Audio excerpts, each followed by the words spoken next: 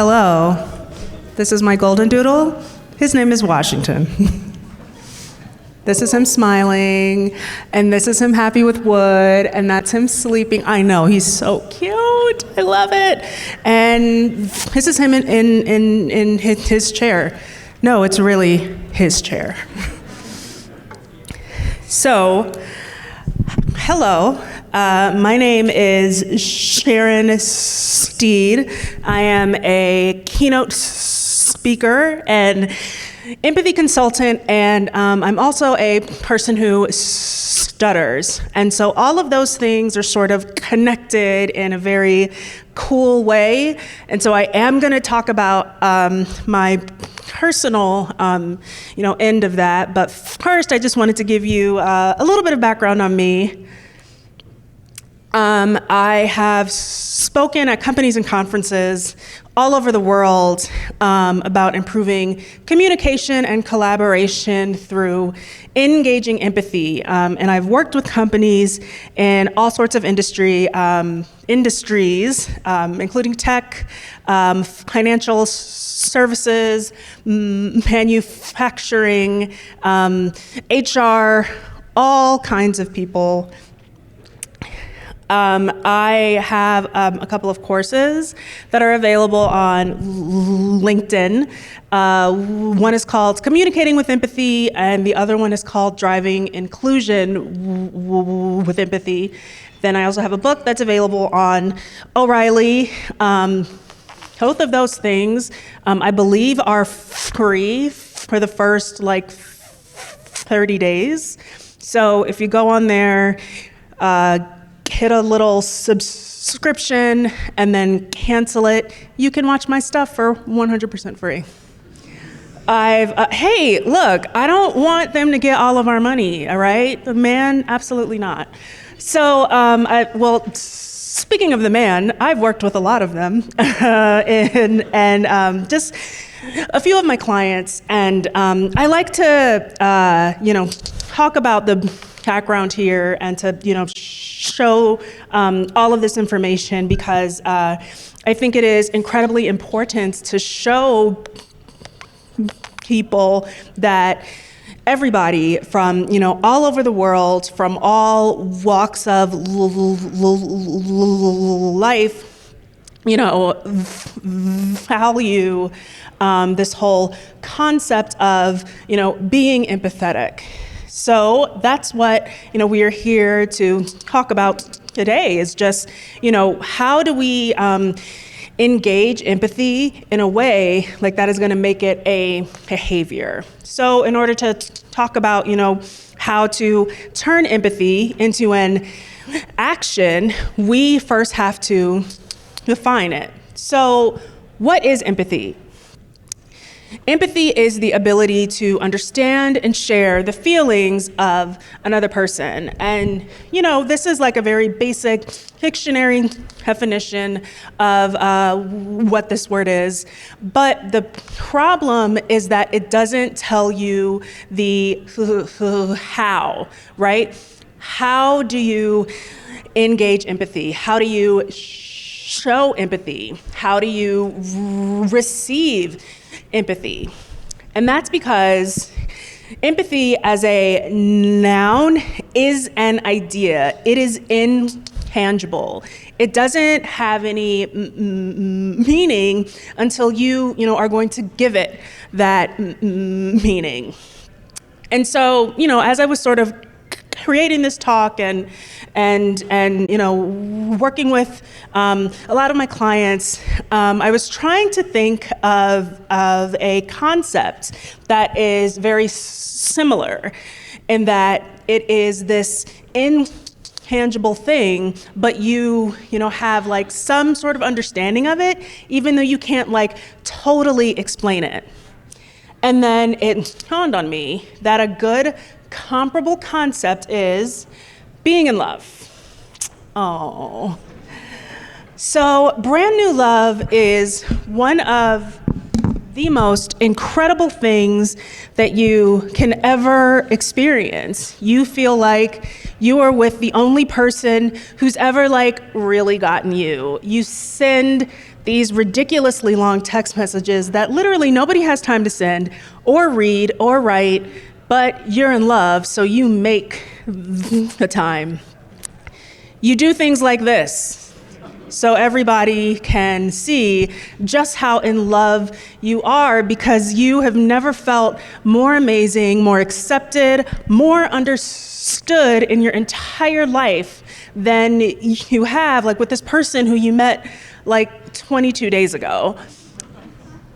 But, like after a couple of months or a couple of years, things, calm down a little bit, right? And you really, just get to know this person, right? And so like in the beginning, when it's just like, I love you, it's like, well, why? Or how? It's like, I don't know, I just do, you're amazing. But, over time, that sort of calms down and you're kind of in it like this, which, I've been there. We've all been there before.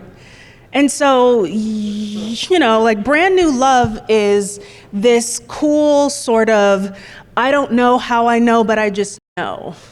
But as you're continuing to sort of, grow into being, a couple, and you learn about this person and, who you are, when you are with this person. Okay, sorry, I just saw the lights flashing and I just wasn't expecting that, so. You have to go from this, like, I don't know how I love you, to, wow, I really do love you. And here's how, I know that it's true, right? So, love as a noun is an idea. It is intangible. It doesn't really, have any meaning until you give it some kind of definition, right? And that definition is going to change with every single person in your life that you are involved in some sort of loving relationship with. And that's why love as a verb is a choice. And it's a choice that you are going to have to make every single day. Occasionally, every moment of every day, but all of you guys know about that too. So, empathy as a noun is an idea. It is, again, intangible. It doesn't, have any definition truly until you define it on your own terms with every single person that you are in, a relationship with, either personal or professional. And so that's why empathy as a verb is a choice. And so I had to learn how to make that choice in a very unusual and a very hard way. And I am really disappointed that it just went off now when there's a really adorable picture of me as a 3-year-old up here now. But that's okay. I guess you guys will just have to miss that. So if this worked, I would say this is me, and I'm around 3 years old. I know, there I am. And I'm adorable, right? I am. So this is around the time that I began to show some signs of having a speech impediment. But my parents, weren't all that concerned, right? Because a lot of kids who are around this age have, either a lisp or they stutter. And a lot of them, they just outgrow it by the time they hit, like first or second grade. Well, obviously, I did not outgrow it. And so, I developed some communications neuroses because I felt so different and so uncomfortable. And, I knew that stuttering was kind of a bad thing. And so I was trying to just completely avoid it. And so, as I'm having conversations with people, I would begin to, switch out the words that I was going to use as a way to sort of avoid the stutter. I would only talk about topics where I felt like comfortable and confident, because then, I knew that I was just going to be a little bit more fluent. Eventually, after, high school and college and all of those things, I just decided that it would be a lot easier if I just avoided situations where I was going to have to actually talk to people, because I was so uncomfortable with just how I spoke, and as a result, who I was, that I didn't want to be around, people seeing me at my most vulnerable and my most insecure. And so, as I'm in my 20s and I'm, trying to get into the workforce, I was so afraid of talking, that it was coming to the point of, I wasn't able to get the kinds of opportunities that I was really passionate about, right? I wasn't even able to, get into a lot of the rooms that I wanted to be into out of just fear of, being vulnerable, and fear of just my own voice. So I knew that I had to overcome this fear. So I decided to pursue public speaking, which is absolutely bananas now that I look back on that, right? I'm afraid to talk, so I'm gonna get up on stage in front of a bunch of people and talk. What? That didn't make a lot of sense. However, it worked, right? And so here's me giving my very first talk. And as you can tell, it is my very first talk, because not only am I right in front of my slide, I also made a pie chart to show 1%. Very new, very green, didn't age well, but you know what? You gotta start somewhere. And so, I would give these talks, and I was usually either talking about stuttering or patience, right? And so every time I would give a talk, I would have people come up to me and say, hey, I really appreciated your message of empathy. And in the beginning, I'm like, yes, of course, that's totally on purpose. And I'm like, what does empathy mean again? Is that sympathy? Who knows?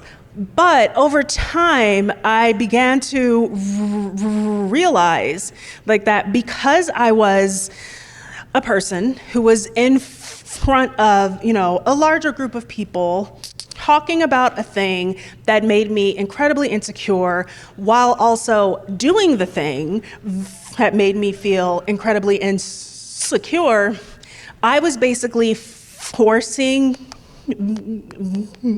people to really engage in a few key empathy behaviors. They really did have to, pay attention to every single word that I was trying to say, because occasionally it's hard to listen to me. Occasionally it's hard to understand. And so they had to, use a lot more of themselves to really hear me. As a result of that, they really connected a lot more. And so, another thing that, dawned on me is that, I, as a person who stutters, I didn't have a lot of empathy, because I was spending all of my time so concerned about, what I was saying, how I felt, how I sounded, that I wasn't really paying attention to what the other person was saying to me. And so as a result of that, I wasn't really able to connect with people on a sincere level. I was on a stage and I was talking about empathy, and I was being the exact opposite of a true empath. So, I had to learn, what empathy was just in my own life. And so now I, tell people in all of my talks, how to have empathy, right? And, how to really choose empathy, right? So if we are, going to go back to really defining it, empathy is a verb. It's a choice. And it's a choice that you are going to have to make every single day, even when it's hard, especially when it's hard.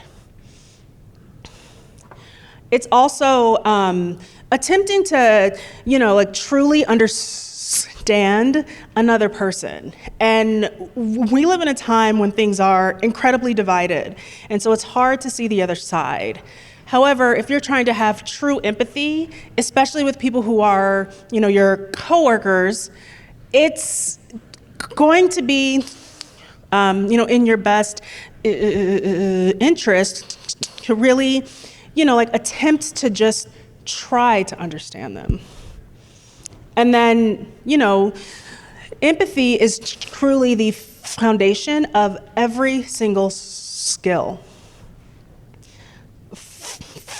Finally, empathy is going to be how you define it just for your own, life and in your own circumstance. So this talk is about, making empathy truly actionable. And so I want to sort of explore here, just for a second, this entire idea of a soft skill. So here's me giving my course. This is the first one. And I know that it looks, incredibly professional and incredibly well done. And all of us, are very proud of, how this came out, right?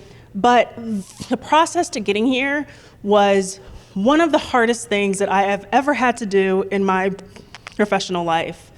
So when you are doing a course with them, they take you out to their studios in this town in Southern California. It's called Carpinteria, and it is right on the beach. It is so beautiful, and it is just amazing.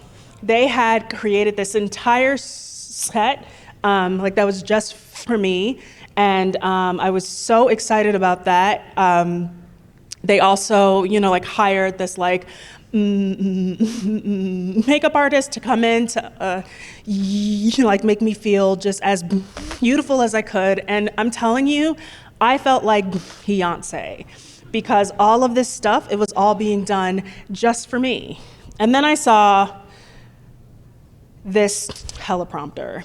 Now, as a person who stutters, we do not like to read out loud because it is incredibly intimidating, and there's no way around, us trying to get out all the words on that page. We have to read those words, and that's all that we have. And so for the first couple of days, I wasn't even able to just read. It was hard to get every single one of those words out. And so, by the third day, all of us were pretty discouraged. And so I said, hey, look, can we try a different thing? And so I said, look, if I can be in the room by myself, then I think that, I can create a product that you can publish and one that I can be proud of. Well, they agreed. And so I was able to do that. And now the course is on their platform, and it is one of the most popular courses like that they have. And again, I'm incredibly proud of that, but I also learned something there, right? I had to communicate a very hard thing to them of, I need to do this in a way that no other author has had to do it, and I need you to be okay with it, right? And I had to communicate that with confidence. I had to do it assertively, and I also had to do it with respect. That is very challenging. Does any of that sound soft to you? Because it doesn't to me. So there are no soft skills. There are technical skills that have to be updated as technology evolves, and then there are non-technical skills that have to be practiced as we evolve. So communication is not a soft skill. It is a skill. Collaboration, not a soft skill. It's a skill. Being a leader, maybe the hardest of them all of the skills, including technical skills, any skill that you have, is not a soft skill. Empathy is not a soft skill. So how do we, turn these things that we have sort of, deemed as soft into an actual process? We do it with key empathy behaviors, and I'm going to go through these a little bit quickly just for time's sake. So your key empathy behaviors are going to be the core components that are going to be required to truly engage in empathy behaviors based in communication, collaboration, and beyond. It's going to be your specific practice and process to really operationalize empathy. And by your, I mean you as an individual, your team as a whole, and your entire organization. And it's going to be the foundation of, your own personal approach to empathetic communication. So what are the key empathy behaviors? They are patience, perspective, and connection. And all of your key empathy behaviors are going to fall into one of these categories. So when I say patience, I totally skipped patience as I was doing these slides. So let's pretend like this slide says patience. So when you are trying to be patient, I want you to think about actually physically stopping what you are doing and focusing on the person or the situation that is in front of you.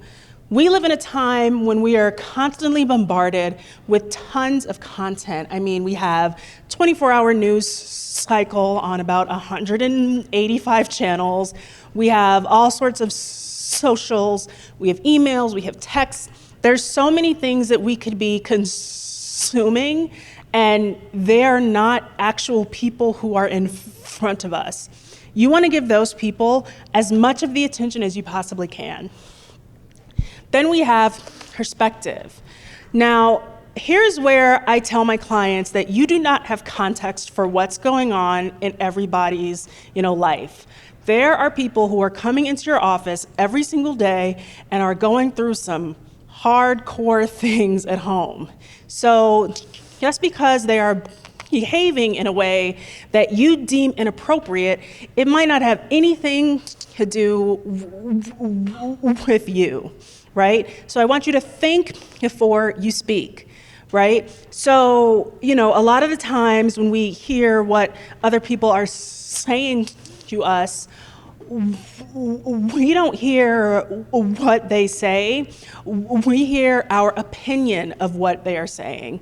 And so it's always really good to, one, pause, think, and two, repeat what they said to us back to them. It's going to give you some clarity. And it's also going to help you to really minimize those biases that all of us have. Finally, there is connection, right? Connection is why we are even communicating in the first place. So every interaction is going to be its own entity. Just because the conversation that you had before went incredibly well or incredibly bad, it doesn't mean that this conversation is going to have the same fate. So you need to approach every conversation as if it is your first one and your last one that you are going to have with this person.